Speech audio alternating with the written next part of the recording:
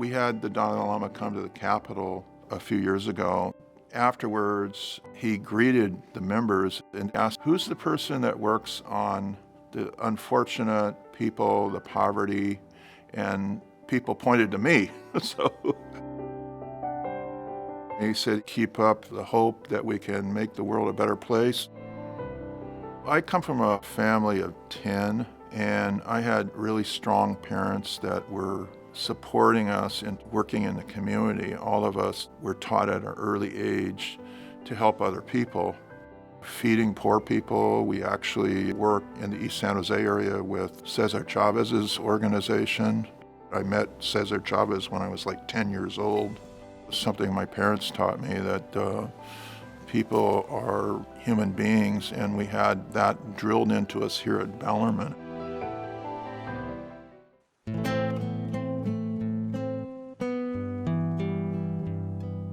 The summer before I attended Bellarmine, our house burned down. I basically had to work my way through Bellarmine.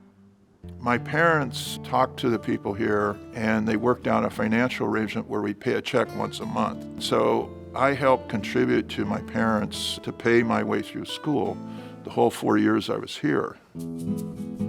During the summer, I ended up picking tomatoes. I ended up working in the Central Valley. I got to see social justice issues from a farm labor perspective and the discrimination that occurred. So I was very, very into the farm labor movement in California in the 60s with Cesar Chavez and what they were trying to do to get justice for farm workers. I was on the football and track team, and I did drama and other things, but I had to go to work. I know that other people had jobs as well that were paying their way through Bellarmine at the same time. It was not discussed too much.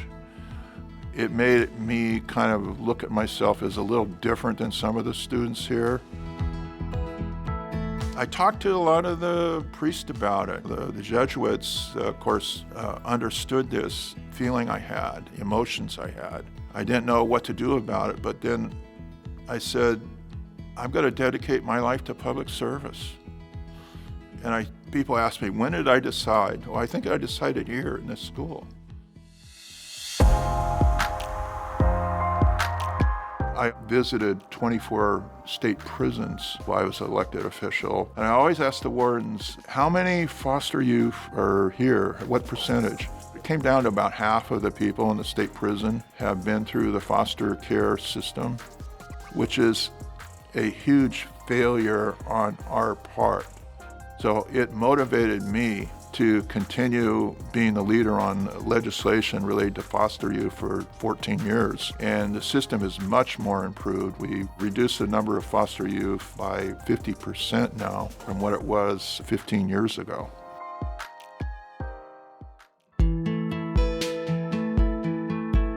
You have to have a faith if you're going to work on these issues, because most people say no matter what kind of programs you can establish, no matter what kind of setups you can have to help people, they have to have hope and they have to have faith and they have to look to God to help them get through the crisis. Like we did when we had a fire in our household. And like, what were we going to do?